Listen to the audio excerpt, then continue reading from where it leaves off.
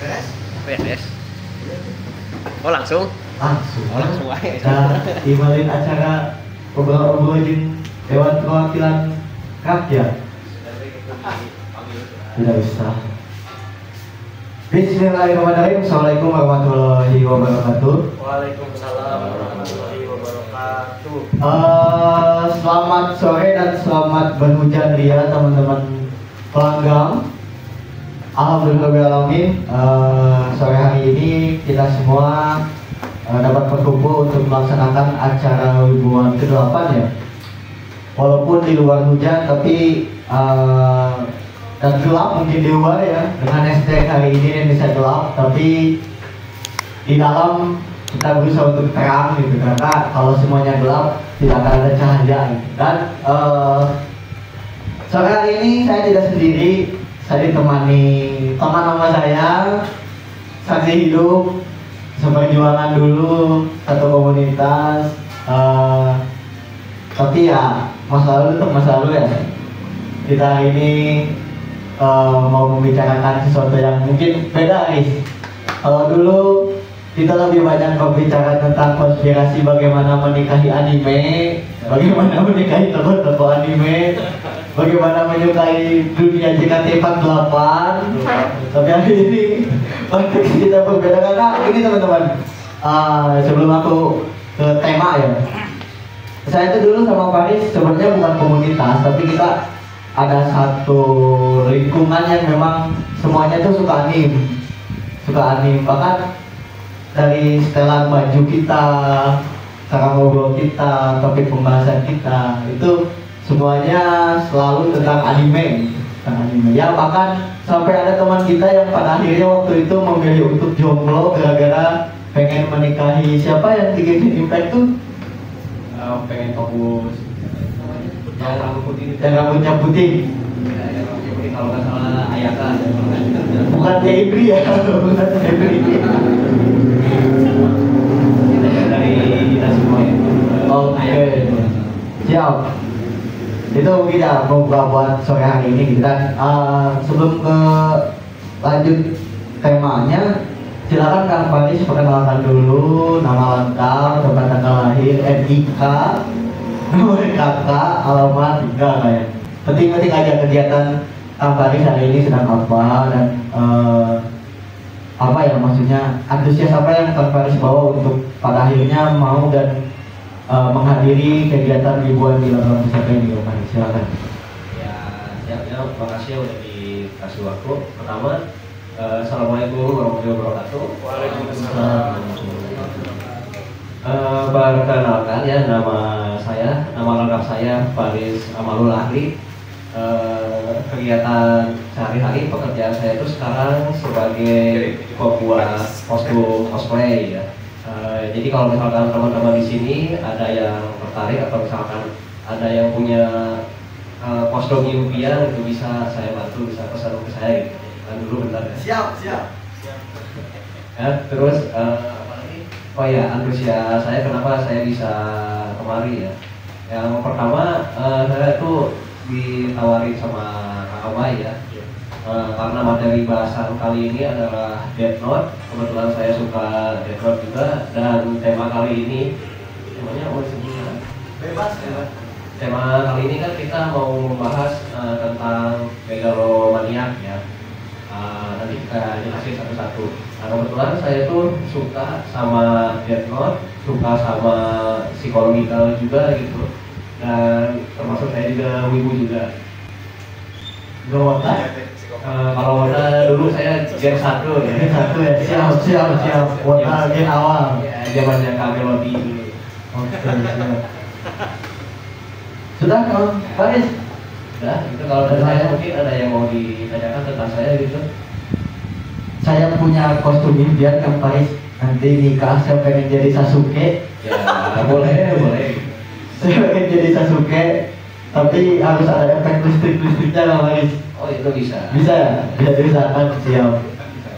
Nanti siap pakai baju pakai baju pink kayak Sakura ya? Jadi Sakura gitu. Jadi Sakura. Oke Kang Faris, terima kasih sudah men-spill tema hari ini.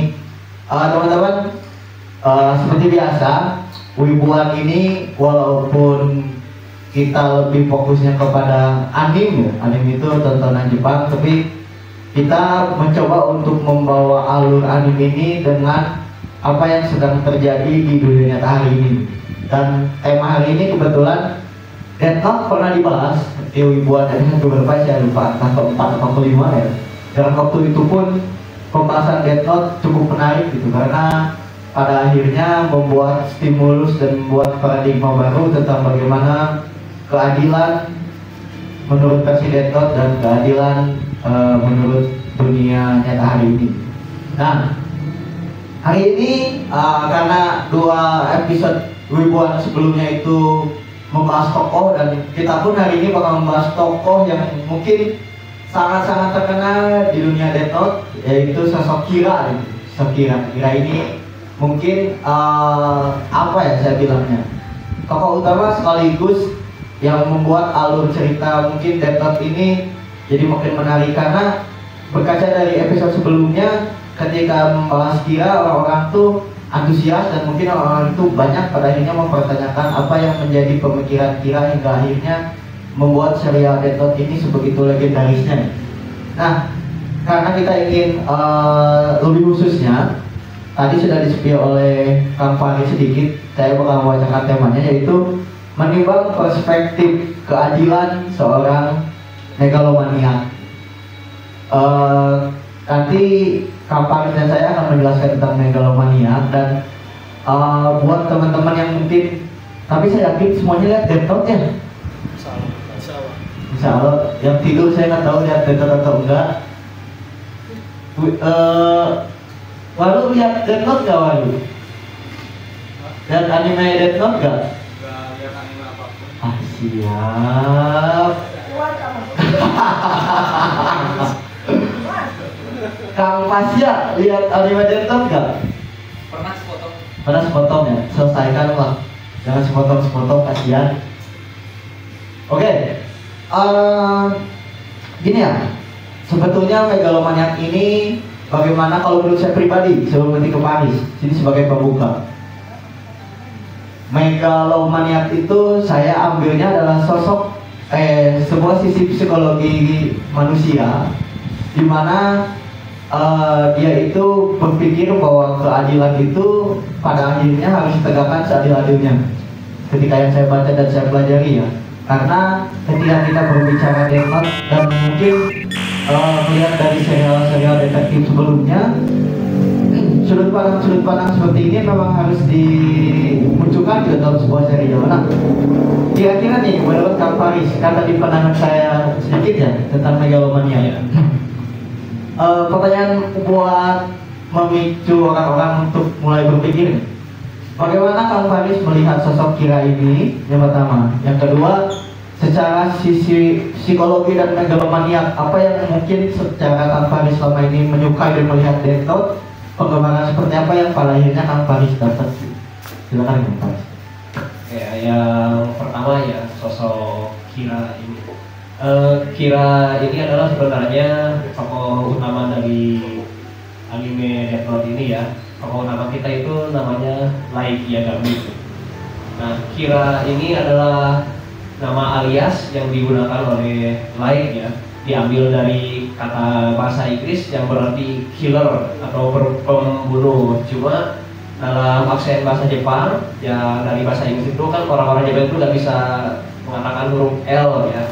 Jadi bila mereka ingin mengatakan killer itu jadinya Kira, kayak gitu namanya. Nah, sosok Kira ini kalau menurut saya ya, dia itu emang tujuannya itu baik ya. Dia itu tujuannya ingin membersihkan kejahatan dengan tangannya sendiri. Nah, tapi karena dia membersihkan dengan tangannya sendiri tanpa ada prosedur hukum yang sesuai dengan waktu dan tempat pada masa itu, jadi dia itu jatuhnya sebagai vigilante ya. Jadi orang-orang yang main hakim sendiri gitu. Kalau dilihat dari perspektif psikologikal ya, ini masih termasuk ke dalam apa namanya itu kelainan mental sih, karena dia itu merasa bahwa pemikiran dia itu adalah yang paling benar ya, ya emang benar sih yang namanya kejahatan itu harus ditumpas gitu. Cuma kalau misalkan dia yang main hakim sendiri kan tetap salah juga. Nah kalau misalkan megalomaniak ya di mata saya, yang setahu saya itu ada 3 fase ya dari penyakit mental satu ini. Yang pertama itu ada narsistik. Kalau narsistik itu biasanya yang paling terlihat itu orang ini tuh kalau kalau orang yang punya penyakit narsistik itu dia merasa kalau dirinya itu terkenal atau dia itu punya validasi ya, misalkan dia kalau bahasa kita mah star syndrome lah. Kalau yang namanya narsistik itu dia merasa dirinya ganteng, dia merasa dirinya hebat, dia merasa lebih gitu, tapi dia masih bisa menerima kalau misalkan ada orang yang nggak setuju sama dia. Nah, fase kedua ini yang kita bahas sekarang, megalomania. Nah, kalau megalomania itu udah dia memvalidasi dirinya lebih dari orang lain, dia itu merasa dia juga bisa mengendalikan orang lain. Ya, karena mungkin dia itu ya bisa aja lebih pintar atau lebih jago buat mengendalikan orang lain. Atau ada juga yang megalomania itu dia halu ya, dia halu bisa mengendalikan orang lain tapi dia nggak punya skill atau nggak punya apa, tapi dia halu bisa mengendalikan orang lain. Itu yang megalomania itu yang kedua. Nah, kalau yang terakhir ya, fase terakhir itu namanya God kompleks ya. Kalau God kompleks itu udah nggak tertolong lagi, dia udah lebih di atas dari megalomania. Kalau narsistik kan pertama cuma validasi doang ya, merasa dirinya terkenal. Kalau megalomania karena dia merasa dia udah sadar dia punya sesuatu yang lebih, dia merasa bisa mengendalikan orang lain. Nah kalau God kompleks itu lebih parah lagi karena dia merasa dia yang benar, orang lain salah. Ya pokoknya kayak dia tuh merasa dia adalah kayak dewa atau Tuhan ya. Dia berkata dia benar, dia memerintah, orang-orang harus nurut sama dia. Itu fase terakhir dari penyakit mental satu ini. Ya kompleks. Ya merasa dirinya seperti Tuhan gitu. Ya kompleks. Itu yang terakhir. Jadi kalau megalomaniak ini fase kedua. Jadi masih bisa tertolong sebenarnya. Asalkan dia mau menurunkan egonya. God kompleks harus bertobat. Iya, berusaha adat deh. Menganggap dirinya Tuhan. Benar itu. Karena God kompleks kayak gitu ya, dia merasa dia seperti Tuhan, orang-orang bisa dia kendalikan semau dia. Kalau megalomania itu masih ada seperti harapan dia masih bisa. Itu kalau dari saya kayak gitu ya. Wow, kita dijelaskan tentang 3 tahap bagaimana diagnosa gangguan jiwa ini muncul ya, gangguan jiwa ini muncul. Oke, terima kasih Kak Faris. Dan menariknya dalam serial Death Note ini, ketika Light Yagami atau Kira ini mempunyai diagnosa gangguan mental megalomania, gitu Kak Faris.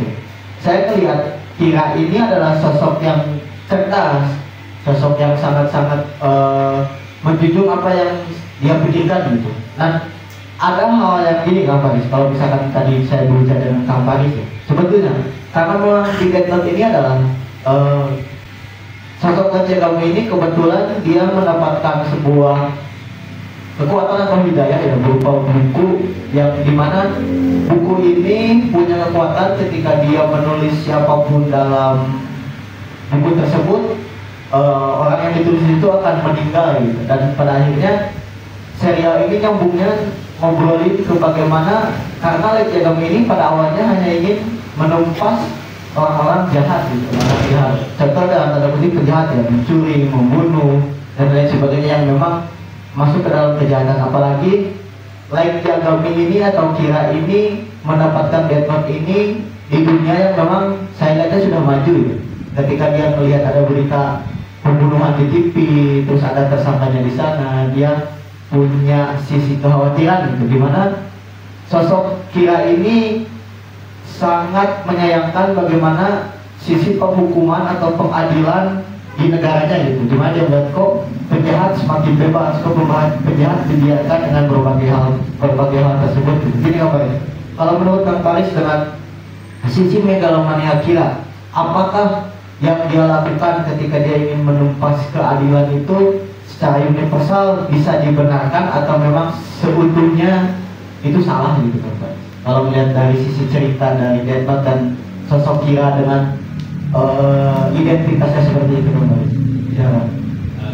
Kalau misalkan kita lihat secara ego ya mungkin kita semua akan mendukung Kira ya karena memang tujuannya itu baik untuk menumpas kejahatan gitu. Cuma kalau misalkan kita lihatnya dari perspektif kebenaran dan perspektif keadilan ini tidak bisa sepenuhnya dibenarkan juga.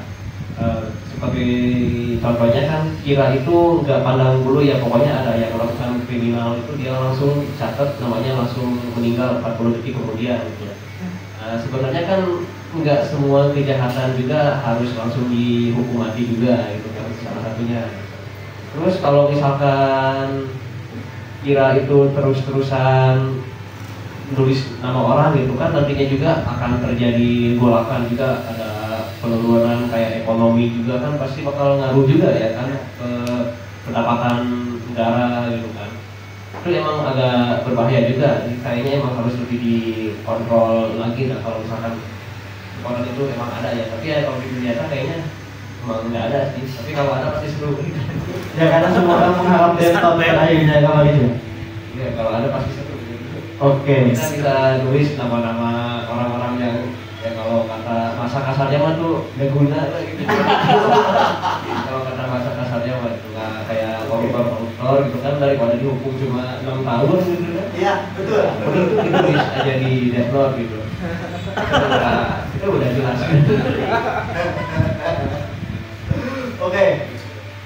Ada lagi apa ya? Apalagi ya sebenarnya masih terlalu luas kayaknya. Oke, masih terlalu luas. Gini, pertanyaan konyol yang tiba-tiba terlintas barusan. Kalau semisal Kang Faris disuguhi buku Death Note yang punya kekuatan ini, siapa yang pertama kali yang Faris akan tulis di buku Death Note tersebut? Kayaknya buat pertama kali saya percobaan dulu. Oke. Siapa yang akan jadi kelinci percobaan gitu ya Faris yang terlintas gitu? Tapi kayaknya agak ngeri juga kalau misalkan punya karena dari perjanjiannya itu kan kalau kita pakai Death Note gitu kan kita itu di akhiratnya gak bakal masuk ke mana-mana ya, gak akan masuk surga, gak akan masuk neraka juga gitu. Jadi ngeri juga gitu ya. Oh, maka karena dari ini aku makanya menambahkan sedikit perihal dengan tadi. Aku melihat sebetulnya sisi megalomaniak atau tadi yang pertama itu yang fase tahap pertama sepertinya semua orang punya untuk indikasi masuk ke diagnosis ini gitu. Jadi ketika dia pengen pengakuan, dia pengen apa ya sebenarnya dilihat oleh orang sekitarnya gitu. Apalagi dengan dunia-dunia yang memang pada akhirnya seakan-akan keadilan ini agak kurang bisa ditegakkan gitu. Jadi walaupun agak ngeri ketika Kang Faris bilang daripada dihukum 6 tahun mending saya tulis aja di buku Death Note gitu. Itu wow. Ya mungkin tapi serial ini justru kalau saya lihat dari beberapa aspeknya yang akan berdampak itu selain dari ekonomi tentunya adalah hak asasi manusia gitu. Gimana gini? Ketika memang saya ingat di anime Death Note ketika memang Light Yagami ini pada akhirnya mengorbankan orang-orang tersayangnya untuk menumpas kejahatan yang ada gitu dengan manipulatif cerita yang dia bikin dan lain sebagainya. Karena di satu sisi kalau kita berbicara tentang kejahatan ataupun memang keadilan yang memang harus ditegakkan gitu, sebetulnya berbagai merupakan mungkin nanti ada yang lebih akurat untuk menjelaskan bagaimana sisi hukum ini ada gitu ya. Tapi kalau misalkan lihat dari film anime dan apa yang ada karakter Light Yagami ini adalah yang pertama itu yang jelas yang pertama pelanggaran hak asasi manusia gitu, dimana ada sisi kekurangan yang paling sudah saya lihat dari film Death Note ini ataupun sisi kekurangan dari Kira sebetulnya ketika punya kekuatan ini. Kira tuh kurang. Kalau misalkan keadilan ini dianggap benar oleh Kira dan memang dituliskan dalam Death Note, ada satu bagian yang terlupakan gitu. Kalau misalkan ini dijadikan sebagai penegakan hukum, yaitu latar belakang bagaimana orang-orang ini melakukan kejahatan tersebut ya, kejahatan tersebut. Karena kalau melihat dari filmnya, baik itu anime atau live actionnya adalah orang-orang melakukan kejahatan ini pasti punya dampak dan mungkin punya sesuatu yang pada akhirnya membuat dia itu terpaksa harus melakukan kejahatan gitu. Karena kata-kata yang kuliah, kejahatan itu bukan direncanakan tapi ada kesempatan. Pak Rafi. Apa? Mau nanya? Semua jadi ngeliat. Itu nanya di kalian. Gitu nih mungkin. Yang kedua, keadilan distortif gitu, masalah distortif. Keadilan versi Kira bersifat subjektif dan didasarkan pada penilaiannya sendiri kan tadi. Dia nggak melihat dari sudut pandang sisi orang lain. Selanjutnya ada dampak negatif pada masyarakat. Gini, aku melihatnya ini sama ketika di serial Naruto ada yang namanya Tsukuyomi, bukan Tsukuyomi, di mana penghapusan kejahatan ini ingin diadakan gitu. Di mana tapi ada satu dampak yang pada akhirnya di masyarakat terus tumbuh dan pada akhirnya berdampak jelek, yaitu ketakutan yang terus-terusan berlebihan gitu. Karena kalau saya baca dari perspektif lain, ketika keadilan ditegakkan itu harusnya bukan muncul ketakutan, tapi harusnya munculnya kenyamanan ataupun ketentraman. Nah, Light Yagami dan Kira ini ketika dia punya kekuatan Deton ini pada akhirnya membuat gaduh di masyarakat dan membuat kepanikan gitu. Karena kalau lebih lanjutnya adalah ketidakstabilan dunia pada akhirnya. Stabilan dunia, karena ketika memang satu dihilangkan akan ada satu sumber lain yang pada akhirnya membuat kekacauan di dunia. Itu seperti kalau dari perspektif selanjutnya. Terus ya pada akhirnya Kira pun akan menghalalkan segala cara untuk menumpaskan apa yang sebetulnya egoisitas dendamnya muncul. Dan ya terlepas dari tadi ya saya bilang bahwa Kira itu pintar, Kira itu bisa mensiasati bagaimana lingkungannya ini terbentuk, dan mungkin dia bisa memanipulasi berbagai macam keadaan gitu. Ganteng, Kira itu ganteng. Mungkin kalau Kira jelek, tapi tetap jelek, kalau pintar juga tetap menarik kok. Takut. Ditambah juga Kira juga egonya sangat tinggi ya. Karena dari awal anime ini tayang juga udah ditawarin Kira itu dipermudah sama Shinigami itu. Ya. Ditawarinnya, lo mau nggak gitu kalau misalkan mau nulis nama biar gampang gitu, gua kasih mata yang bisa lihat nama orang. Tapi kan si lainnya ini nggak mau.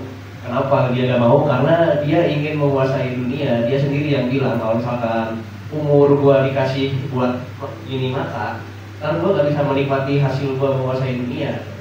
Berarti kan dia emang punya sisi lain, ingin menguasai dunia dan ingin mengendalikan orang-orang di sekitarnya gitu. Jadi dia itu bukan murni untuk membersihkan dunia dari kejahatan ya.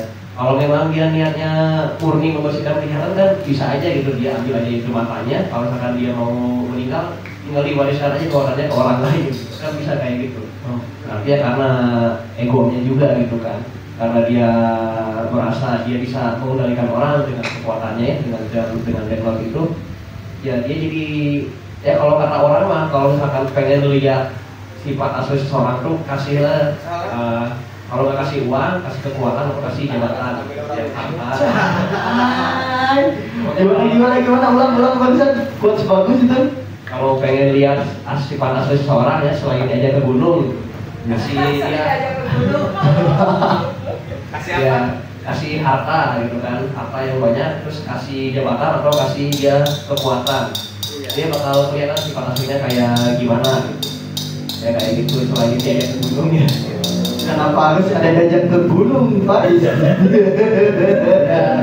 soalnya kan kalau diajak ke gunung kan kondisi badan tuh capek, ya, lelah pikiran, lelah badan, lapar, haus dan sebagainya. Nah, di kondisi terendah seperti itu, sifat orang yang aslinya itu bakal keluar. Gitu. Jauh-jauh tuh ajak konsil we. Bisa kayak gitu juga. Ya kayak gitulah. Jangan mencontohkan yang gunung yang bisa, yang gini saya ini saja duduk di depan. Oke, sebelum ke teman-teman, kita tadi berbicara tentang Kira dan megalomania. Saya pengen Paris lebih menjelaskan gitu, apakah ketika apa sih yang bisa mengiyahkan bahwa Kira ini memang adalah seorang megalomania dari karakter dan dari peran-peran yang dia perankan di anime Death Note. megalomaniak dari Kira. Ya, kira. Terus banyak sih kalau misalkan dari Raijagami itu ya. Yang pertama dari yang tadi udah saya bilangin, Kira itu niatnya ingin menguasai dunia ya, ingin mengatur dunia sesuai harapan dia, sesuai keinginan dia. Itu kan salah satu dari sifat megalomaniak ya, ingin mengendalikan orang lain gitu.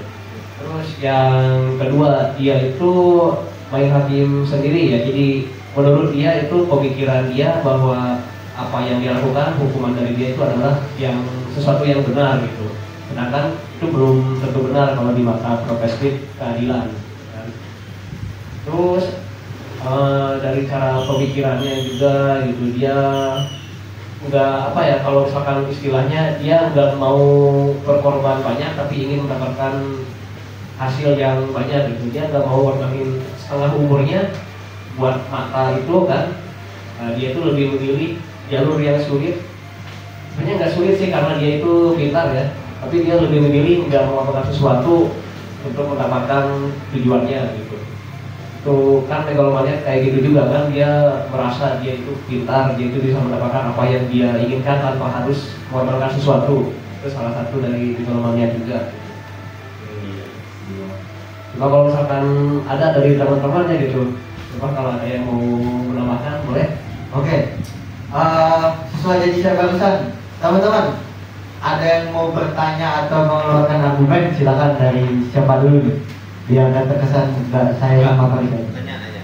Oke. Pokoknya Mika. Enggak. Yang ditulis di dalam buku itu siapa aja? Karakternya gimana? Yang ditulis di buku itu siapa aja? Ya kan? Kriteria karakter. Yang ditulis siapa? Like Raijagami. Kan ditulis, kemudian mati. Nah, itu karakternya seperti apa? Orang-orang yang ditulisnya itu, kalau lain itu dia nggak pandang bulu ya. Dia itu pas pertama kali dapat detot, awalnya dia mau nulis nama teman sekolahnya, tapi dia mikir lagi gimana nih kalau misalkan beneran gitu. Terus dia nggak sengaja lihat di televisi sedang terjadi apa, kalau nggak salah itu penculikan atau penyekapan di sekolah gitu. Dia bisa menulis namanya gitu, ternyata beneran mati. Itu kan cuma penyekapan ya, bukan pembunuhan. Tapi sama si Kira ini langsung dibunuh di tempat. Terus yang kedua, waktu si Kira ini jajan kalau di kita mungkin di Indomaret ya, dia lihat ada anak geng motor gitu sedang melecehkan seorang wanita. Dia karena kesel dia lihat kelakuan geng motor itu, dia langsung cek itu satu halaman ditulis nama si geng motor itu kan, langsung mati juga gitu kan. Jadi si Kira ini sebenarnya nggak pandang dulu ya, dia tuh siapa aja yang menurut dia ini menjengkelkan, ini orang jahat, dia tulis namanya. Dia nggak pandang dulu gitu, meskipun itu cuma pencuri masker juga dia tulis. Makanya di sini si Kira ini kalau misalkan dibilang dari perspektif keadilan itu nggak adil juga gitu, meskipun dia tujuannya baik. Namanya sedikit kan?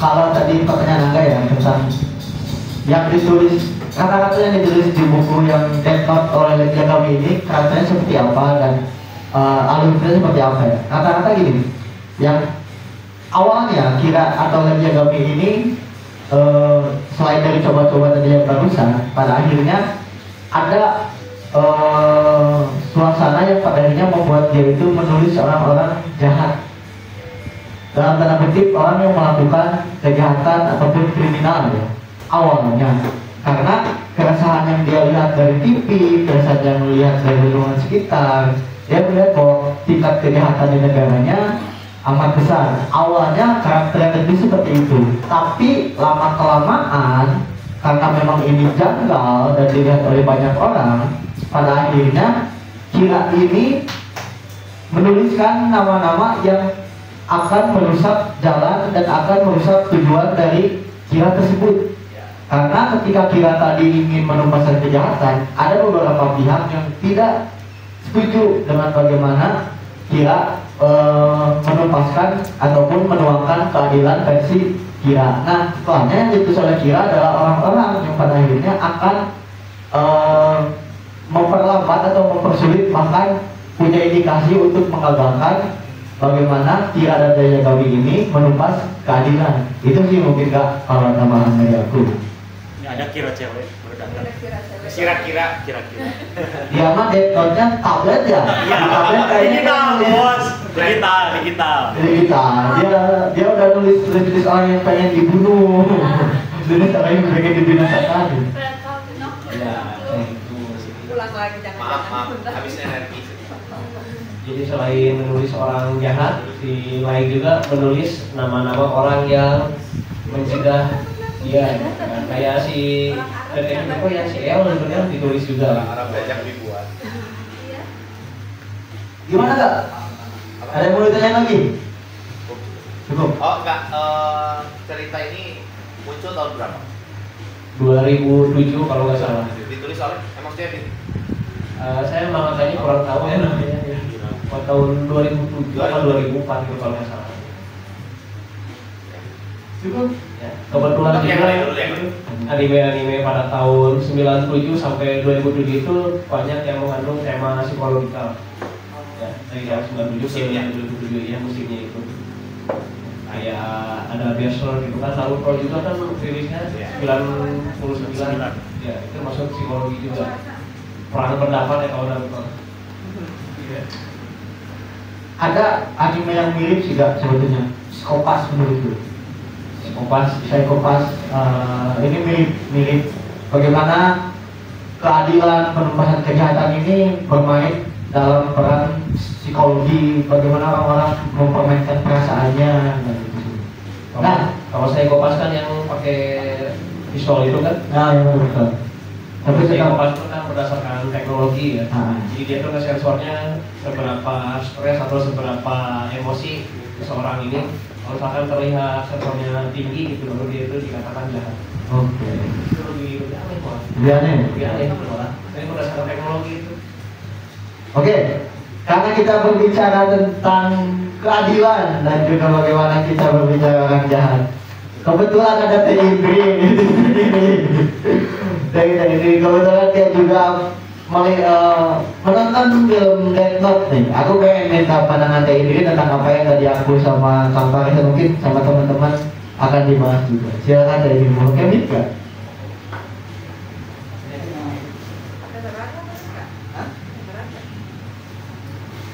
Ya. Sebelumnya boleh nanya dulu Kak. Boleh dong. Tadi kan ada tiga Tiga tahapan. ya, penyakit seorang pertama narsis. Iya, NPD ya, narsistik, NPD. ya. Terus kemudian di atas lagi ada megalomania, kemudian Dan kompleks. kompleks. Kalau saya mendengar penjelasan tadi tiga itu ya, kayaknya sih kira teh dari awal dia mengalami tahapan menuju ke dan kompleks menurut saya. Awalnya dia NPD, narsisis ya, merasa dia cakep dan pandai, kemudian ke megalomania, pada akhirnya dia ingin menjadi Tuhan, iya, menguasai dunia, terus menghukum sesuai dengan apa yang dia pengen, bahkan menghalalkan segala cara untuk tujuannya gitu. Ya, jadi selain megalomania, kayaknya tiga tahap ini, Kira ini mengalami perkembangan ke arah Ya, betul. yang paling ini parah gitu sampai ke akhirnya. Jadi bukan cuma megalomania, berarti yang Kira ini, ketiganya ini, ya, cuman berarti yang Kira ini tiga-tiganya dia punya penyakit itu, tapi yang dibahas megalomania kan gitu. Iya. Dan gitu aja sih. Terus apa tadi kan? Mau minta pandangan kamu Iya. karena kita berbicara keadilan tadi Iya. kita bahas dan hal yang sebagainya gitu. Ya. Kita itu kalau baca Death Note ya pasti banyak yang merasa setuju dalam hatinya kepada terhadap apa yang dilakukan oleh Kira. Kenapa? Karena kita tinggal di Indonesia. Ya. Nah, biasanya orang yang main hakim sendiri ini akan didukung oleh warganet yang merasa bahwa kita udah nggak bisa lagi mengandalkan hukum gitu. Ya, jadi pahlawan-pahlawan yang menegakkan keadilan di luar hukum itu pasti akan menjadi pahlawan di buat mereka, termasuk Kira yang bahkan menyelewengkan kekuasaannya untuk bisa membunuh orang, gitu ya. Sehingga kita itu merasa, coba di Indonesia ada Death Note, buku Death Note, gitu. Pasti akan menghayalkan itu semua ya. Kenapa kita pengen punya Death Note? Pengen jadi kira kita atau gimana? Karena kita udah pesimis dengan apa yang ada yang hukum di kita gitu. Kalau misalnya mungkin hukum di negara yang memang ditegakkan dengan benar, kita akan menganggap ya kira aja gitu.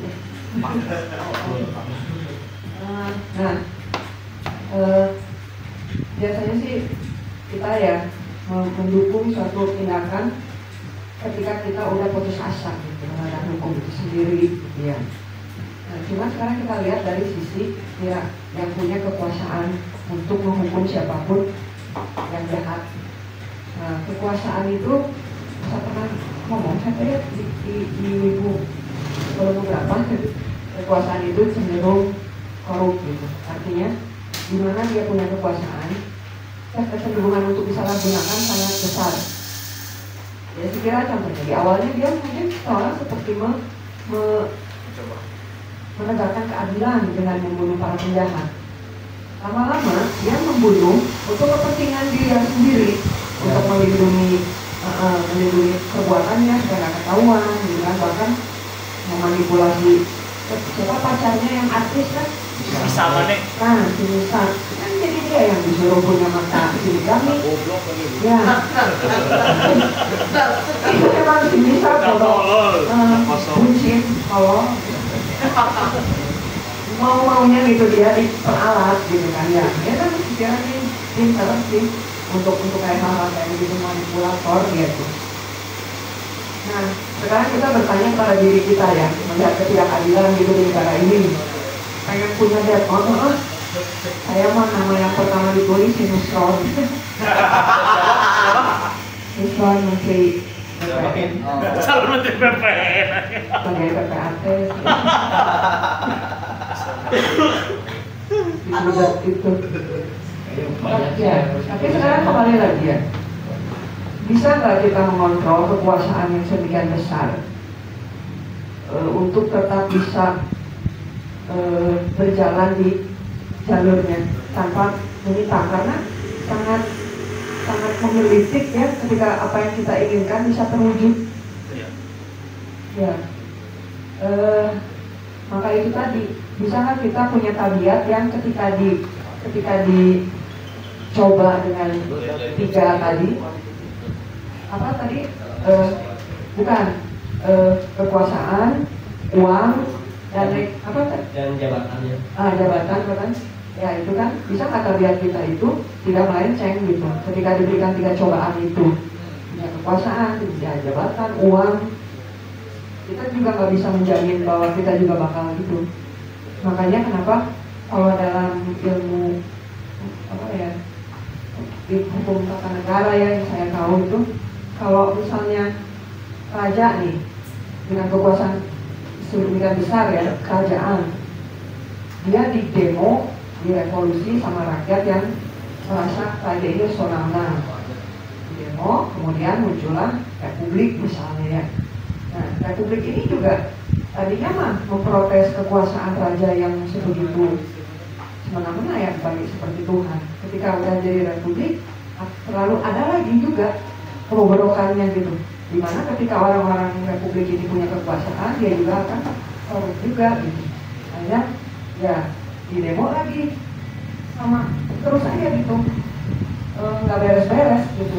Jadi siapapun yang punya kekuasaan emang kecenderungannya begitu. Jadi apa ya, saya mau ngomong apa ya? Ya apa ya tadi kan? Gitulah pokoknya mah. Jadi sangat berbahaya kalau kita punya kekuasaan yang sangat tidak terbatas dan tidak tersentuh oleh apa ya, bukan ya, tidak tersentuh oleh hukuman gitu. Bahkan kita yang menjadi hukum itu sendiri, itu bahaya pisan. Saya juga kalau punya Death Note, tidak nama, wah, akal ya pengalaman pasti kayak apa satasi. Ya Agus gitu tulis karena bete sama Agus, bisa dia seperti itu Ya, gitu. ya sama-sama di Facebook capil ya. Dia minta data misalkan nama asli si Anu siapa. Udah. Ya, saya kalau misalnya lihat Kira ya terus bertanya pada diri sendiri, kalau saya punya telepon, lama gitu, pasti saya jujur aja gitu, saya tidak sebaik yang dikira. Saya kita itu dulu ya. Iya, terima kasih. Videonya harus diketahui notaris ya.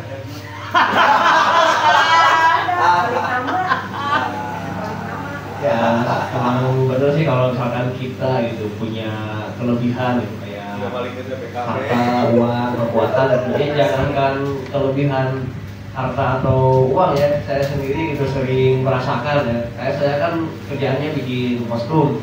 Nah ketika saya menjahit udah menjahit udah lama ya, saya tiba-tiba ada orang juga tahu dari mana tiba-tiba bilang ini jahit tuh harusnya kayak gini, kadang-kadang saya juga kesel gitu. Lalu kita tahu dari mana nih yang bener kayak gini gitu. Tulis lagi di laptop. Ya kalau ada mungkin saya tulis gitu. Iya bener gitu kan. Yang awalnya saya niatnya cuma buat memberantas kejahatan, ujungnya nanti saya malah memberantas orang yang bikin saya kesel gitu. Ya karena ego manusia gitu kan, kalau ada yang oposisi atau misalkan gak sesuai sama kita, pasti kita bawaannya pengen ngilangin gitu ya, jadi dihilangkan aja gitu kalau yang gak sesuai sama kita.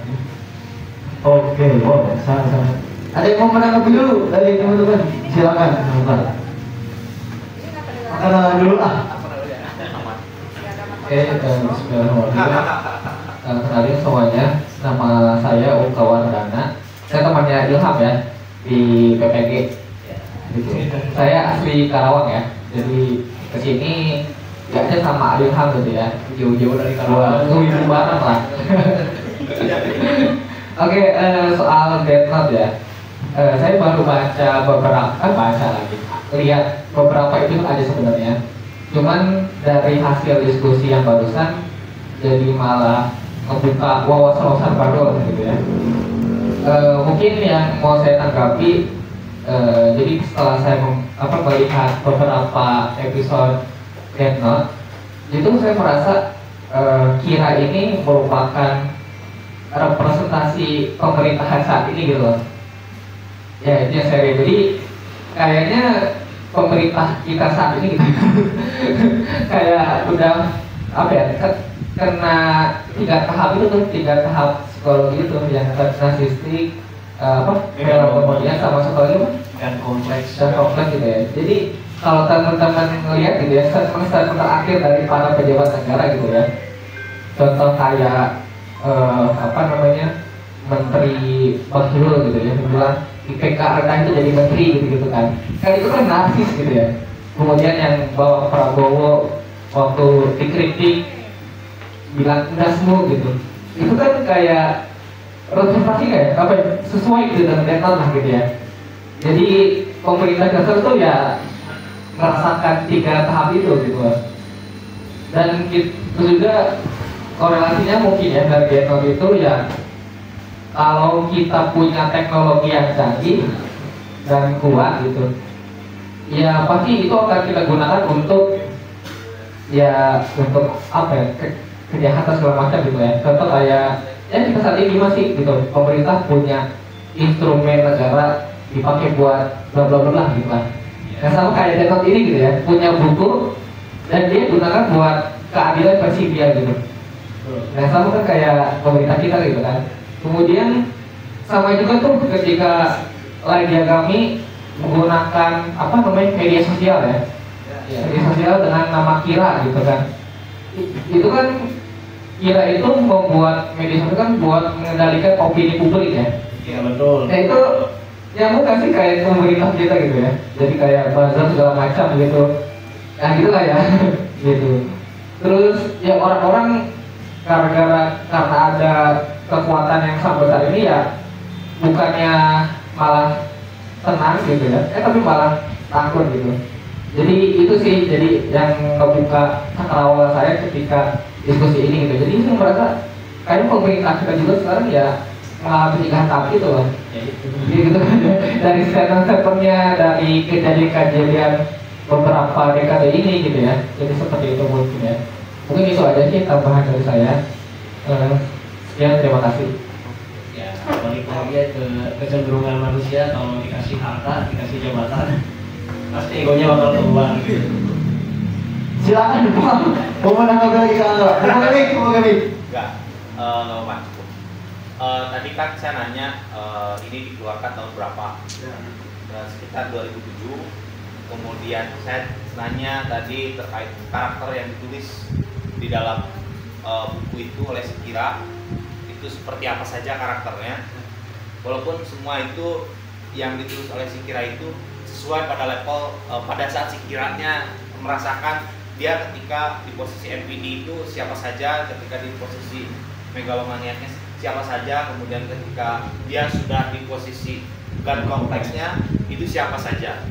Nah, kalau yang saya lihat Death Note ini kan tadi ya, yang ditulis itu mati, tapi tidak tadi dijelaskan. Yang nggak jelasnya ini antara surga dan neraka gitu kan, ya kan? Nah, cuman yang saya lihat karena buku ini buku Jepang, ya Jepang dulu pernah menjajah ke kita di awal-awal kemerdekaan. Sampai pada akhirnya ini muncul di tahun 2007, mungkin Jepang juga memperhatikan pemerintah kita. Oh, 2003. Berarti pas siapa gitu kan, itu memperlihatkan kondisi pemerintahan sampai dengan pada saat itu dan memperkirakan pemerintahan berikutnya akan terjadi seperti apa. Nah, karena buku ini adanya di Jepang, jadi mungkin di Jepang itu ingin kondusif sehingga mencoba mengakumulasi kekuasaan dengan menuliskan orang-orang yang Sekira yang menurut Sekira itu ini cocok nih. Nah, menurut saya bukunya ini bukan buku untuk mati ke surga atau ke neraka, tapi Indonesian transfer gitu. Jadi ditransfer ke Indonesia dan bentuk reinkarnasi karakternya itu ada di Indonesia gitu. Jadi yang saya lihat gitu kan, buku Death Note ini adalah Indonesian transfer gitu. Jadi siapapun yang ada di Jepang dengan karakter-karakter yang menurut Sekira itu tidak cocok, ini kayaknya harus ditransfer ke Indonesia. Akhirnya ya kita seperti ini gitu. Jadi karakter-karakter yang menurut Sekira seperti itu adalah akumulasi dari siapa saja yang dia tulis dan bereinkarnasi muncul sebagai karakter-karakter yang ada di Indonesia gitu. Jadi kalau saya lihatnya di situ, kalau kita melihat Sekiranya sendiri dari sisi bentuk kekuasaan, oke lah gitu kan. Dari bentuk kekuasaan, bagaimana dari narsisiknya, kemudian naik ke megalomaniaknya, kemudian sampai ke God kompleks, itu saya rasa ini kan tidak bisa menyebutkan salah satu ataupun siapapun itu. Tapi kalau saya lihatnya adalah reinkarnasi dari sikap Sekira itu dibentukkan kepada orang yang dia bunuh dan ditransfer ke Indonesia dan bereinkarnasi jadi karakter yang hidup di Indonesia gitu. Saya rasa itu. Jadi Nusron. Orang-orang itu wai gitu ya. Ya bisa dibikin Indonesia dia cantik. Oh gitu. Bisa bikin cantik. Ya mau gini, aku nggak tertarik mungkin dengan membuat angka dan membuka ya, dan karena menyangkut dengan realita kehidupan bernegara kita hari ini gitu.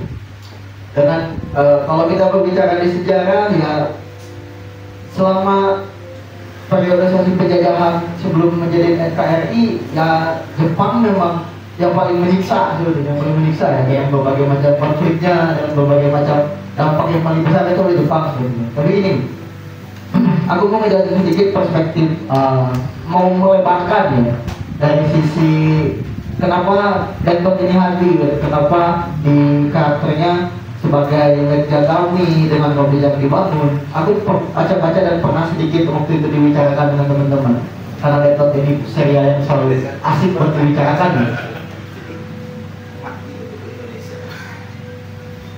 Anim sebetulnya anim manapun yang membuat anim pasti akan melakukan berbagai macam riset yang terjadi di seluruh dunia ya. Karena anim-anim yang dihadirkan di Jepang walaupun dengan kebudayaan Jepang tapi bakal setidaknya menyentil semua kebudayaan yang ada di dunia ya.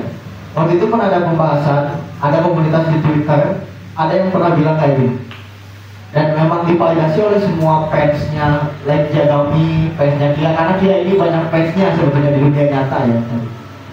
Sosok Light Yagami atau Kira ini dengan buku Death Note-nya sebetulnya adalah bukan ke tokohnya, tapi ke bagaimana sifat orang-orang ketika memang dia bukan diberi kekuatan sebetulnya, tapi diberi kekuasaan ataupun dikasih kewenangan, di mana orang-orang itu psikologisnya akan terganggu.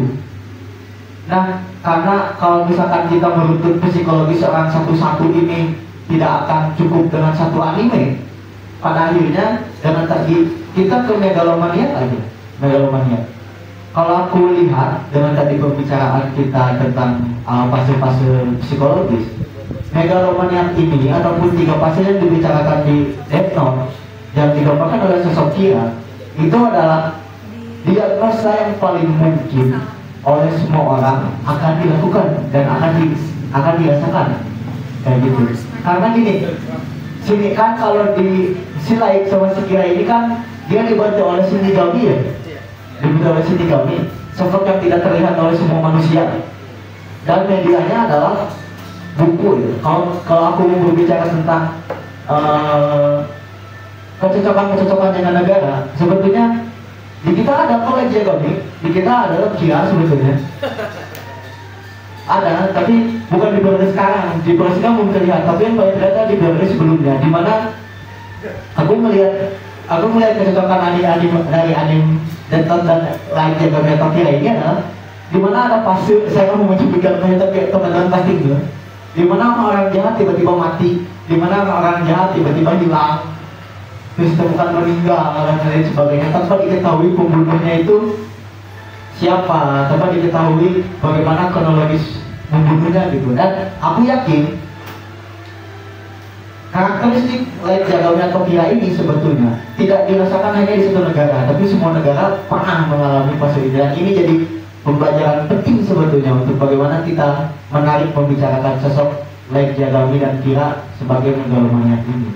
Dan patut disadari bahwa semua orang bisa dan akan sangat dekat dengan yang namanya narcissistic, megalomania, dan tadi kompleks gitu. Dan kompleks. Itu sih, dan ya bakal jadi pembicaraan serius. Gimana Kang Baris? Dari Ya, ada tambahan juga tadi baru ingat ya, di animenya juga waktu episode 10 ya, pokoknya episode pertengahan itu pas si Light sama Misanya udah dituduh gitu sama si L, kalian adalah Kira tapi L nggak punya bukti gitu. Nah si Light ini terus melepasin Death-nya dengan sengaja gitu, terus kan ke si Geminya itu bilang kasih buku ini ke orang yang gila harta. Bener itu dikasih ke orang yang gila harta, yang di cerita itu yang satu kumpulan 7 orang kalau nggak salah, itu pebisnis semua. Nah yang megang Death Note-nya ini kebetulan dia itu yang bisnisnya paling hancur ya, karena dia bisnisnya hancur, dia ditolak, diusir dari circle pebisnis itu sama teman-temannya. Ya si yang megang buku ini bener dia tulis teman-temannya itu yang usir dia dari circle-nya itu. Ya jadi emang bener ya kalau misalkan kita megang Death Note gitu, kekuatan kayak gitu udah pasti ya, yang awalnya kita cuma pengen membersihkan kejahatan, ujung-ujungnya jadi kita membersihin orang-orang yang bikin kita kesel, yang bikin kita sakit hati juga. Bahkan itu teman sendiri, malah satu circle, satu teman bisnis bisa kita tulis namanya di sana. untuk aku punya Death Note ya? Sedikit tambahkan lagi. Iya, silakan. Wah, seru sekali kali ini ya. Enggak, jadi kalau yang saya lihat kan karena Jepang itu mengekspansi ke beberapa negara gitu, ya pasti kan dengan risetnya itu kan dengan cerita-cerita dan lain sebagainya, termasuk pelajari budaya dan lain sebagainya. Ya betul. Jadi karena Jepang juga dianggapnya apa ya, dari sisi spiritualitas juga tidak terlalu apa ya, jadi kan tidak berbicara kebahagiaan itu surga dan yang menakutkan itu neraka. Tapi Jepang hanya menyampaikan bahwa yang mengkhawatirkan itu Indonesia.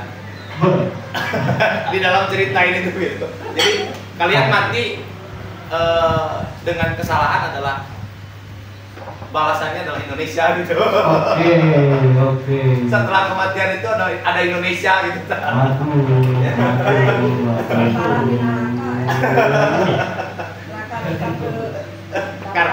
karena kalau berbicara kebahagiaan dan ke hal yang paling menakutkan gitu kan, Jepang ada harapan untuk menjajah Indonesia, tapi Jepang juga tidak bisa menaklukkan Indonesia gitu. Tapi pernah gitu kan menjajah. Berarti kan kalau dilihat dari perspektif itu bahwa tidak ada lagi kekuatan kecuali yang tadi 3 karakter itu yang ada di Indonesia gitu. Oke. Bagi Jepang, kalian ya mungkin cerita ini kan lakunya lebih banyak di Indonesia mungkin. Ya kan? Ya ini hanya menyampaikan untuk kitanya sendiri bahwa Sebenarnya laku di daerah-daerah barat juga kayak Eropa, Amerika sampai ada action versi baratnya juga. ya tapi kan lebih menjadi ya sebuah apa ya? Bisa arah pandang gitu kan? Bisa Nyeri. Kebetulan angka kriminalitas kita. Jadi kalau menurut saya yang paling saya lihat itu kan dari setiap cerita yang ditulis melalui cerita-cerita ya baik itu Death Note, Naruto dan lain sebagainya, yang saya lihat Jepang itu lebih mengkhawatirkan hidup di Indonesia gitu. Iya benar. Oke. Tapi emang pada akhirnya juga si lagi ini kalah pada akhirnya. Ya. Ada kekuatan yang absolut ya. Kekuatan yang absolut. Cuma kan ada masanya. Semua kan ada masa. Karena orang-orang hebat itu yang tinggal di Indonesia. Ya. Nenek moyang. Kalau kita lihat antitesis dari situ gitu. Nenek moyang gue ya. Iya nggak Gus? Oke siap. Sebelum ke Pak Lentak. Tadi juga udah begini. Asik ya, udah 2 kali berarti kita bahas Death Note. Kalau yang edisi sebelumnya bahas secara keseluruhan, kalau hari ini khusus membahas Kira. Pertama yang bisa menyimpulkan Death Note ini tuh kalimat ini tuh. Setan juga geleng-geleng sama manusia. Nah kayaknya anime berarti cocok gitu. Jadi disimpulkan oleh kalimat itu. Setan geleng-geleng gitu ke Jerman yang kita lakukan. Terus kalau saya menyambung tadi 3 tahapan tuh yang narsistik, kemudian megalomania, kemudian dan kompleks. Ya sangat tergambar gitu dari animenya bahwa seorang Lagi Yagami sebelum jadi Kira kan siswa yang tersohor ya di sekolahnya. Meskipun dia tak acuh atas anggapan siswa-siswa lain, tapi secara tidak sadar dia mengakui gitu kehebatan dia. Nah dari situ barangkali narsistiknya sudah muncul. Walaupun memiliki ayah seorang polisi tidak semembanggakan itu kalau di Jepang, bahkan cukup menjengkelkan, tapi ketika lingkungannya menganggap dia sebagai siswa yang superior, tumbuh tuh mulai narsistiknya. Terus masuk ke megalomaniaknya. Ya kesempatan dia menjadi megalomaniak itu ketika dia mendapatkan buku ini, gerbang-gerbang kekuasaannya terbuka gitu untuk melakukan sesuatu yang lebih. Tapi megalomaniak ini bagi saya masih bisa digugat gitu, masih bisa disembuhkan. Di pertengahan Death Note kalau nggak salah, ketika dia menanggalkan perjanjiannya dengan Shinigaminya, kemudian akhirnya dia ikut serta terhadap pencarian si Kira yang tadinya kan dia sendiri tuh, tapi dia menanggalkan perjanjiannya, bahkan dia seserius itu membantu si L itu untuk menangkap si Kira. Nah bagi saya megalomaniaknya masih bisa disembuhkan,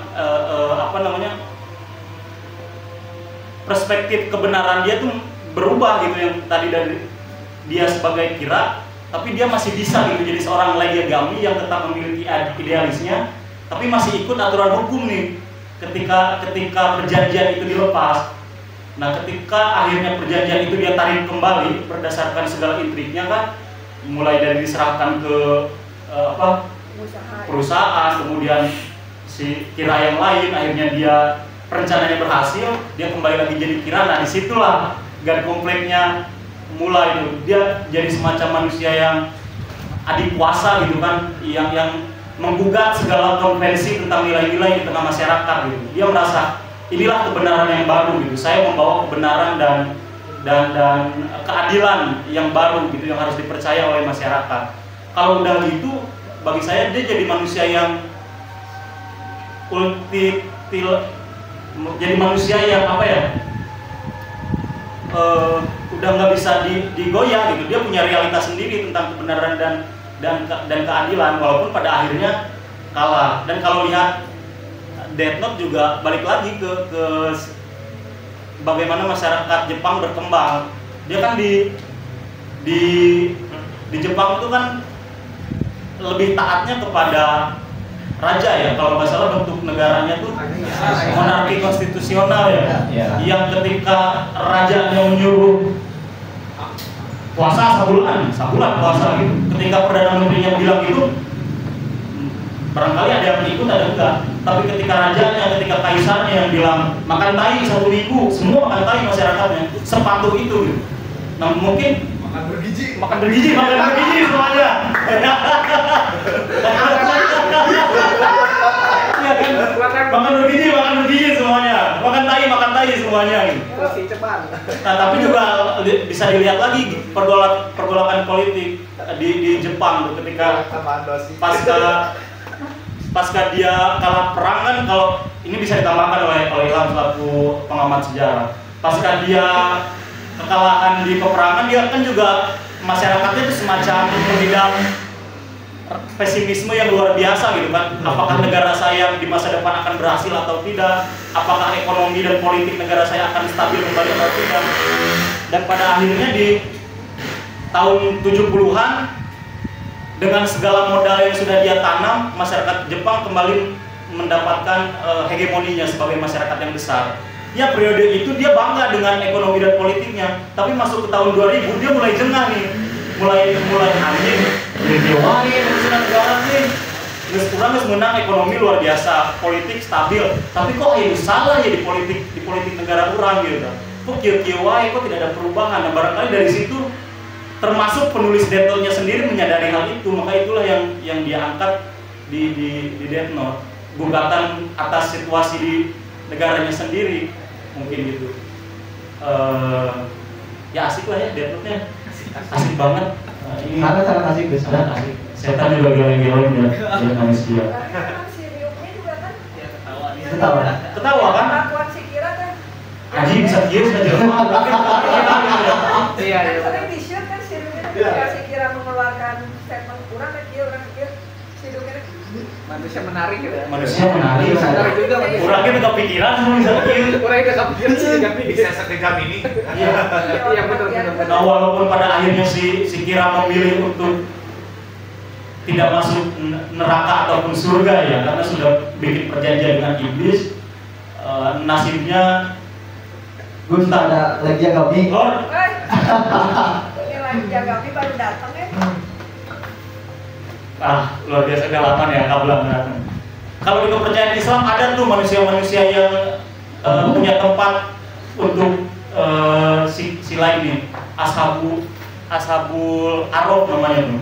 Ketika manusia keadilan dan dosanya itu, kebenaran dan dosanya, kebaikan dan dosanya itu berimbang. Jadi penalti lah, extra time lah. Dan nanti ketika semua umat manusia sudah masuk ke surganya masing-masing, ke nerakanya masing-masing, dan dia dapat extra time nih. Kelas sama dewa, sudah gitu barangkali. Akhirnya di mana? Di KM.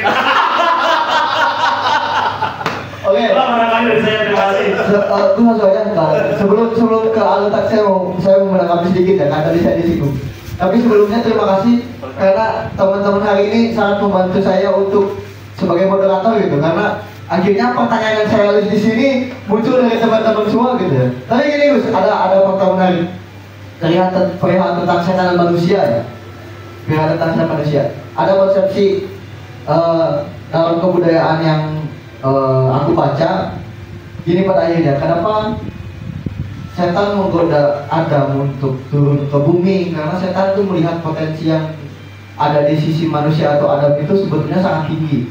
Dia ada di sisi dimana tidak hanya tentang kebaikan tapi tentang keburukan pun ada. Justru itu yang membuat bagaimana aku lihat alur-alur kebudayaan yang dipakai oleh Jepang dan melihat dari semua negara ini sangat sangat menarik. Dan sebelum letak terakhir Gus, tadi kamu menyinggung tentang bagaimana Jepang berkembang ya. Aku menyinggung sedikit ketika Jepang hancur oleh perang. Semua tentaranya dialihkan jadi seorang guru dan jadi seorang tenaga kesehatan. Masak juga gak? Kebetulan ya. Tapi yang lucunya Jepang berhasil ketika pendidikan dan kesehatan ya, tidak dijadikan sebagai faktor pendukung tapi sebagai faktor utama. Terima kasih, saya takut. Oh, saya mungkin mau bukan menambahkan sih, saya mau menyanggah. Kalau tadi kan dikatakan kalau menurut Bang itu si Laik ini masih bisa tertolong karena masih mengikuti prosedur hukum yang ada ya.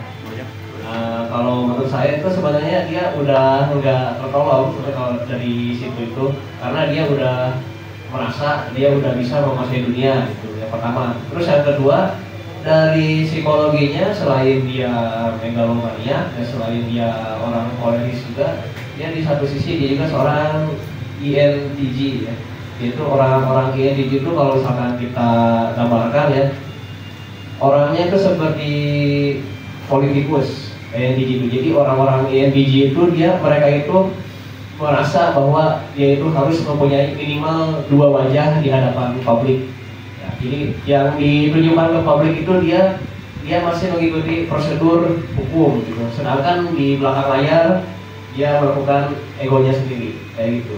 Ya, kurang lebih kayak gitu. Soalnya saya juga INTJ juga. Saya juga.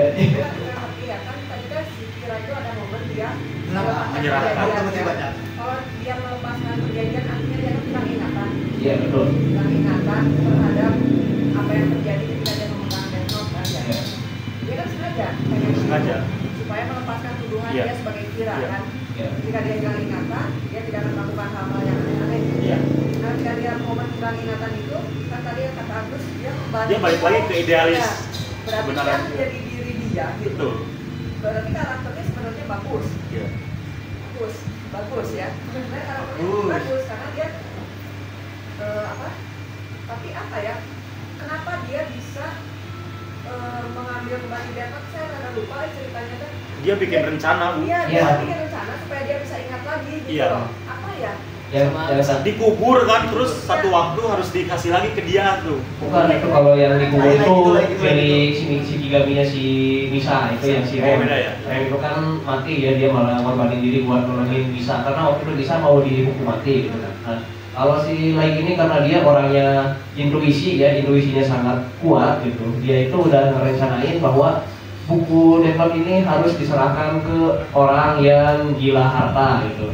Karena kenapa harus sama orang yang gila harta? Karena yang namanya pebisnis kalau misalkan lihat saingan bisnisnya pasti pengen matiin saingan bisnisnya kayak gitu kan. Nah, karena algoritmanya gitu, kata-kata yang mati itu pebisnis, berarti ketahuan oh ini berarti yang megang bukunya pasti seorang pebisnis lagi. Ini cepat ketemu gitu. Nah, kebetulan kan emang benar sesuai prediksinya ketemu lah gitu kan di awal gitu kan di sengkapnya juga. Nah, si Laiknya emang udah lupa ingatan gitu.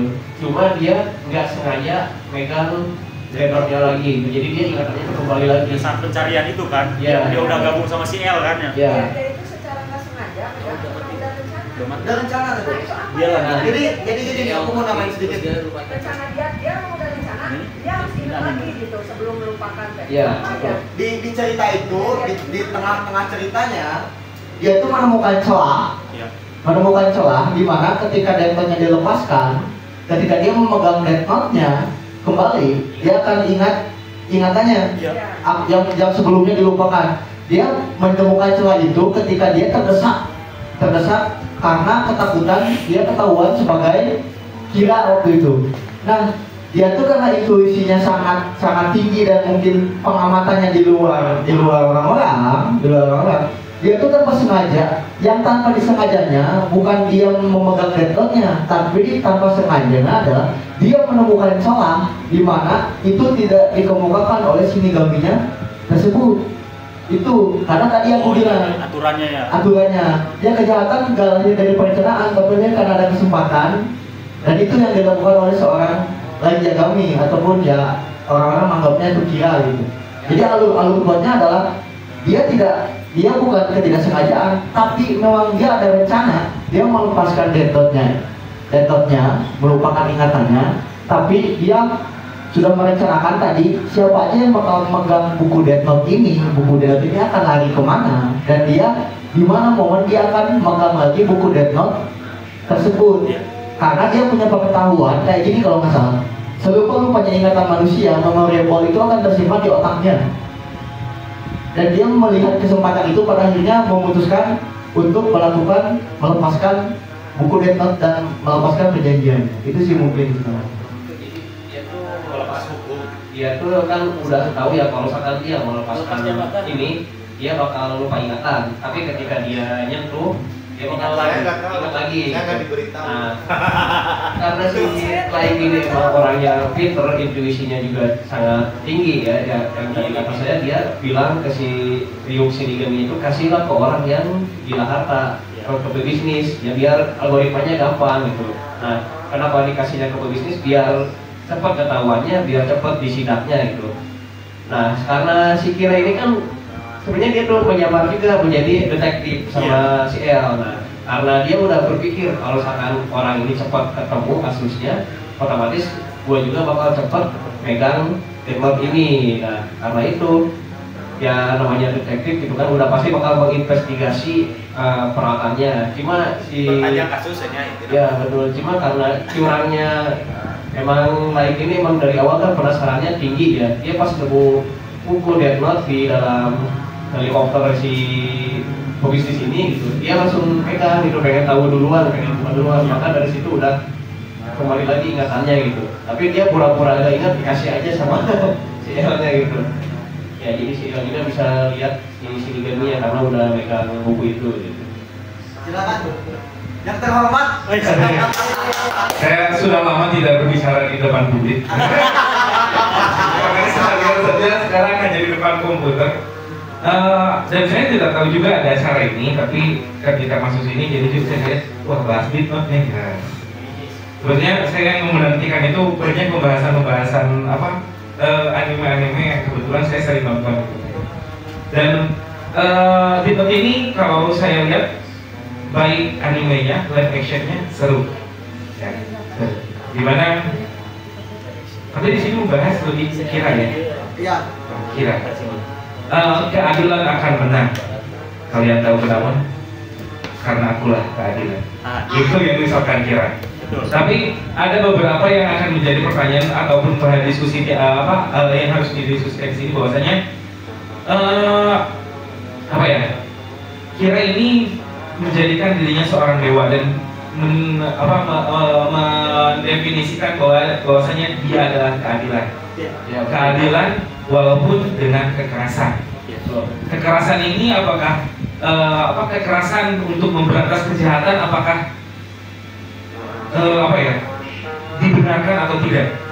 Sebetulnya ini yang terjadi di situasi kita saat ini semuanya, ya kan? Kejahatan di mana dari setiap diri kita adalah Kira. Ya. Dalam setiap diri kita adalah Kira. Dan Shinigami untuk zaman sekarang itu banyak. Ya. Ada TikTok, ada YouTube, ya, ada Instagram. Itu Shinigami-nya. Oke? Dan kita ini di sini tuh banyak detailnya di sini gitu kan. Banyak detail. Maksudnya menulis apapun, kekerasan itu tidak hanya secara dibunuhlah, ya kan, verbal, tulisan, membunuh karakter seseorang dengan tulisan, itu adalah sebetulnya itu juga merupakan sebuah kekerasan. Story WA. Ya, story WA.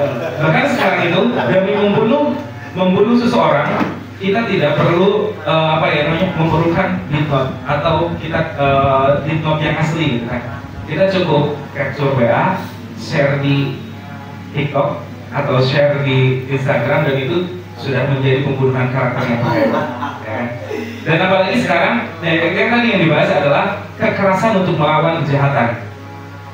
Yang lagi viral sekarang adalah karya yang sangat keras dari sebuah band. Ya. Apa?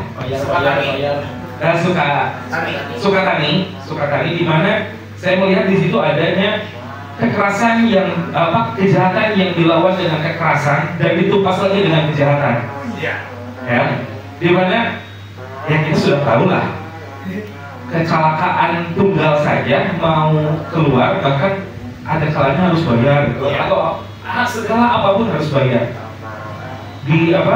Ditempaslah dengan sebuah dipnot oleh seorang kira yang dinamakan Sukatani itu dengan lirik yang sangat-sangat luar biasa, sangat-sangat membunuh gitu kan, dan dibalas lagi dengan kejahatan, dengan kekerasan, bahwasanya itu dilarang, bahkan dihapus. Tapi lihat si Nagaminya, TikTok terus up, YouTube terus up. Nah, itu yang sekarang terjadi dalam realita kehidupan kita adalah itu.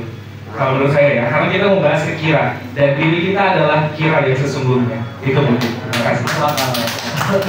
Refleksi ya. Refleksi. Memang. Yang bahaya itu bukan manusia atau dewa dalam kebudayaan, tapi manusia setengah dewa.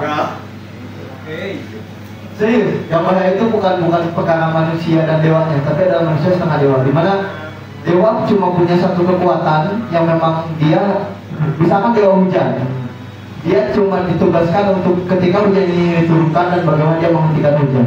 Tapi ketika manusia setengah dewa, dia bisa semena-mena lebih dari apa yang dilakukan oleh dewa tersebut. Itulah kalau dari saya. Bukan dong aku milikmu ya. Silakan, tambahin.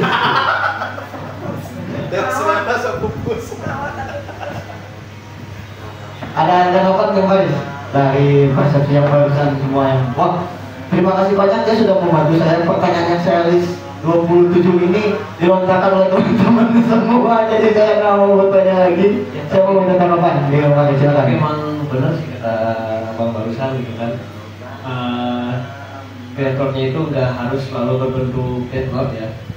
Misalkan kayak standar TikTok juga kan itu membunuh karakter seseorang. Asalnya benar bisa menjadi ngaco gitu. Kayak gitu juga benar kan. Sama story life.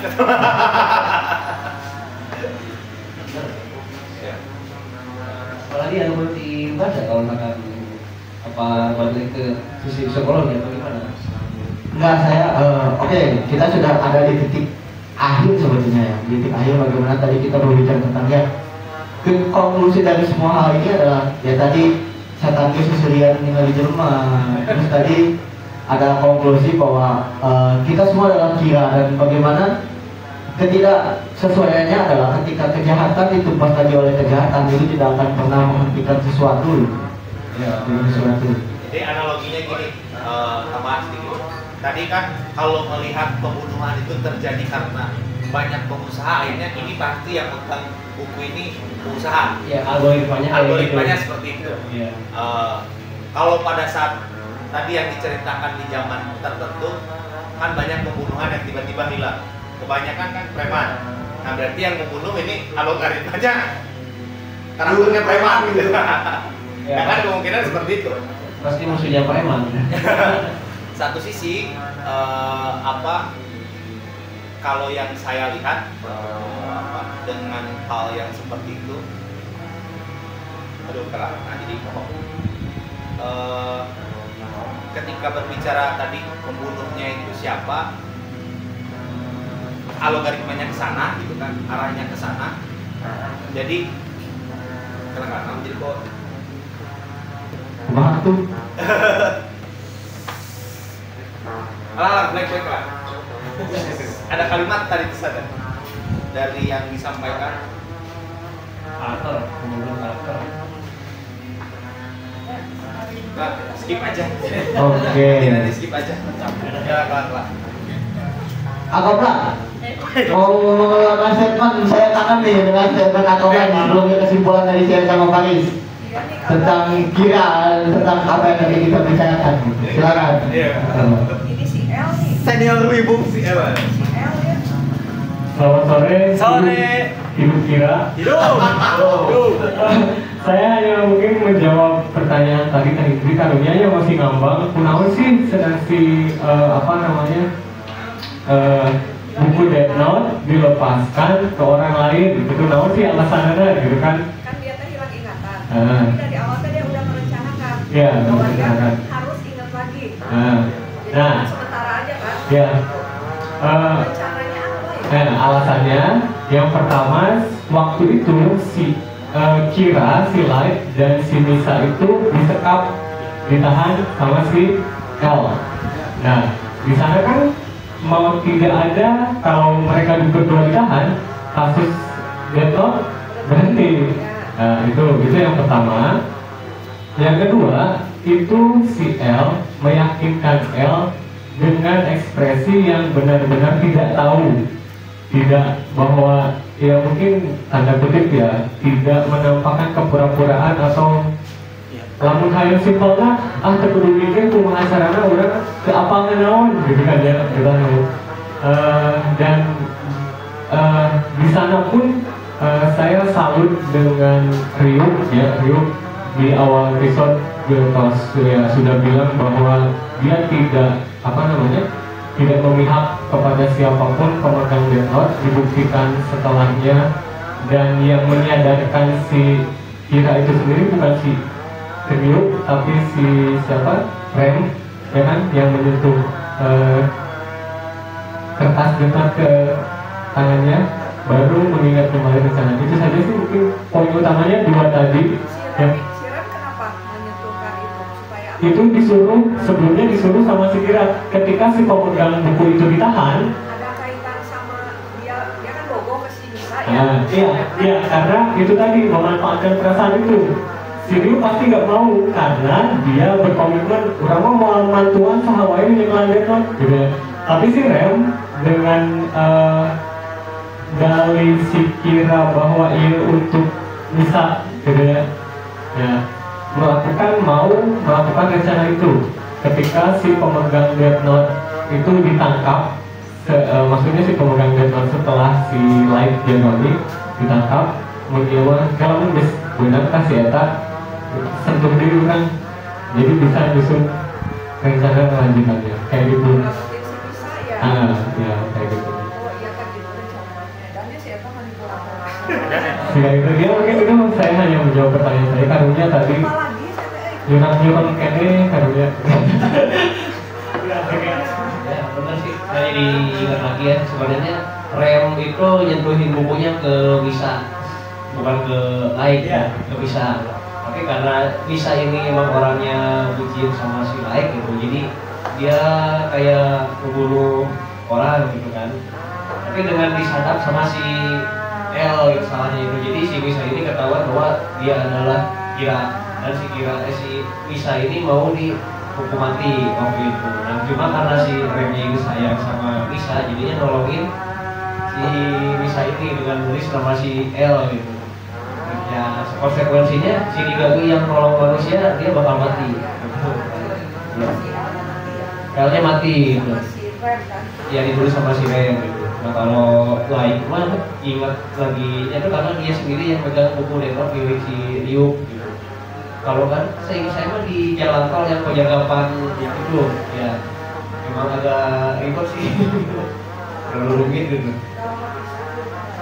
Sedikit menanggapi tadi yang kata Agus bahwasanya si Kira itu menentukan untuk tidak masuk surga dan neraka. Sebetulnya bukan menentukan ya, tapi itu adalah sebuah konsekuensi pemegang dari Death Note sendiri. Di mana pemegang Death Note itu tidak bisa masuk surga ataupun tidak masuk neraka. Dalam artian sebetulnya ada pesan tersirat juga di situ. Jadi dia tidak akan masuk surga dan tidak akan masuk neraka, tapi dia akan terus disiksa dalam kubur. Joko Anwar. Tapi kalau buat kepercayaan orang Jepang, itu artinya dia tidak bisa reinkarnasi. Ya, tidak bisa. Iya betul. Selamanya bertahan kan bisa reinkarnasi, dan itu hukuman yang paling ya Jadi, sama setara dengan siksa iya. kubur selama-lamanya gitu. Karena orang Jepang kan berharap Percaya reinkarnasi. Iya, Iya, dia bisa reinkarnasi. lahir kembali menjadi hidup lebih baik. Lahir kembali di Indonesia. Balik dari kakinya lain. Oke, wow. Orang-orang yang buayin dikumpulin di Indonesia.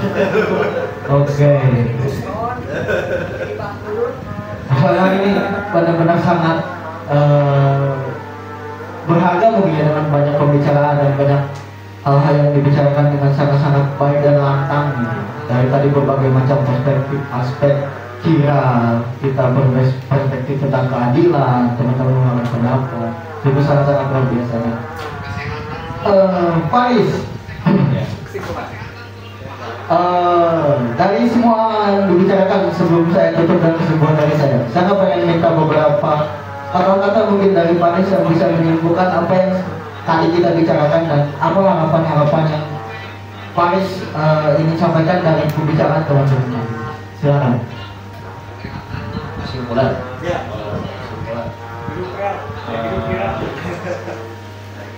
Cara ngerangkainya gimana ya ini? Kira itu adalah kita ya sebenarnya. Kira adalah kita ketika kita diberikan kekuatan untuk ya kayak kalau kita dikasih level, kita juga pasti akan menjadi kira. Yang awalnya kita niatnya baik gitu untuk membersihkan kejahatan, tapi lama kelamaan kita malah jadi menyingkirkan orang yang menghalangi kita gitu, yang ngingetin kita juga malah dihilangkan gitu. Terus kalau masalah keadilan ya, keadilan itu sama kayak kebenaran ya. Kebenaran dari sisi A sama B itu pasti beda ya. Nggak bisa keadilan menurut saya ini pasti benar untuk semua orang itu nggak bisa ya. Karena keadilan itu berbeda dan setiap kebutuhan setiap orang juga berbeda gitu kan ya, nggak bisa disamain juga gitu. Nah kalau misalkan dari psikologikal, megalomania itu udah pasti cukup sulit ya. Orang yang mengidap megalomania itu susah disembuhkan kecuali kalau dia sendiri mau menurunkan egonya sendiri gitu. Karena ya orang yang megalomania ini bekerja berdasarkan egonya gitu. Ego dia merasa dia bisa mengalahkan orang lain dan ego dia merasa dia itu superior. Coba kalau misalkan dia menunjukkan sedikit egonya, dia menerima pendapat orang lain, misalkan kita nggak boleh main hakim sendiri gitu. Nah, dia bisa menerima itu mungkin masih bisa disembuhkan kalau berani dulu dengan ego ya. Mungkin kalau dari saya kayak gitu. Oke, tepuk tangan dong buat yang Faris hari ini. Ini sangat-sangat luar biasa. Oke, teman-teman, saya mau menyimpulkan semua yang tadi dibicarakan, walaupun saya harap perbincangan ini tidak berhenti bila saya akhiri sesi ini. Dari tadi kita banyak berbicara tentang faktor psikologi manusia, keadilan dan sebagainya. Ada beberapa hal yang saya kutip dan mungkin sangat-sangat baik dari teman-teman. Yang pertama adalah tadi bahwa keadilan itu adalah kita, bahwa moralitas dan kenyataan itu memang sangat-sangat pekat gitu. Bagaimana pada akhirnya Kira dengan megalomaniaknya dan Deadlock dengan alur ceritanya benar-benar mengajarkan bahwa tidak ada keadilan yang sesungguh-sungguhnya. Tidak ada keadilan yang sesungguh-sungguhnya. Karena pada akhirnya tadi manusia itu adalah makhluk yang sempurna sebetulnya dengan berbagai macam aspek. Dia bukan hewan, dia bukan tumbuhan, dia bukan seorang dewa, bahkan lebih tinggi dari seorang dewa, dan dia bukan juga seorang malaikat gitu. Dia punya berbagai macam aspek pilihan dan punya banyak opsi dari itu semua. Tapi yang bisa saya simpulkan beberapa hal yang terakhir mungkin yang paling enak dari saya adalah keadilan itu terbentuk oleh perasaan setiap manusia itu sendiri, dan keadilan itu hadir dari setiap motif manusia itu sendiri. Ini sekaligus menjawab pertanyaan Faris, selama 3 tahun setengah saya kemana? Saya terus meneruskan motif hidup saya selama itu, dan saya yakin orang-orang yang saya anggap semuanya berasumsi dan akan dekat dengan Kira adalah orang-orang yang terus menghidupkan motifnya itu sendiri gitu. Bagaimana Kira hidup dengan tanggung jawab yang dia ambil, bagaimana Kira mengajarkan, dan Deadlock ke semua ini mengajarkan bahwa tidak ada pilihan yang salah gitu. Yang salah itu adalah tidak pernah menuntaskan pilihan. Kalau dilanggar, ada kata-kata yang paling sering saya kemukakan, ya sebetulnya ini kata-kata yang lumrah tapi cukup masuk di mana-mana. Betapa cinta dapat menghanguskan apa yang sebelumnya mungkin terbakar, dan mungkin itu kita gambarkan dalam Deadlock dan apa yang ada di Kira hari ini. Itu mungkin yang bisa saya sampaikan. Terima kasih banyak teman-teman. Mudah-mudahan kita bisa ketemu di episode 9 mingguan ke depan. Kita akan merencanakan membahas apa lagi dan hal-hal yang menarik. Sekali lagi terima kasih pelanggan sudah datang ke tempat paling tepat. Tidak bosan-bosannya saya mengajak ajak, ayo kita bincangkan ini terus-menerus karena ini akan jadi satu kebaikan buat kita semua. Sekali lagi mohon maaf yang sebesar-besarnya. Wabillahi taufiq wal hidayah. Wassalamualaikum warahmatullahi wabarakatuh. Waalaikumsalam warahmatullahi wabarakatuh. Rezim.